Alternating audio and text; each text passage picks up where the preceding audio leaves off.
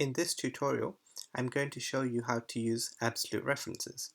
Absolute references ensure that your formula does not change when copied across. You can use absolute references when you want to keep certain cells constant. To do this, you can simply use a $sign before a row or a column reference.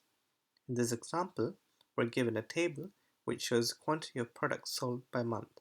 We need to work out the total price for each month using the unit price given in cell B2.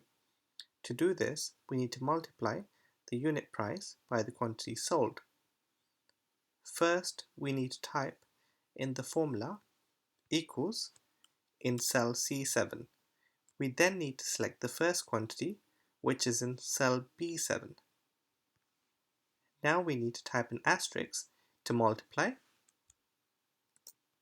and then select cell B2, which contains our unit price. We then need to press F4 button on our keyboard. This is a shortcut which will put a $sign in front of the last reference typed. We can now click enter. You should now be able to see the correct total price for January. We can now drag down the formula to show the total price for each month. And there you go.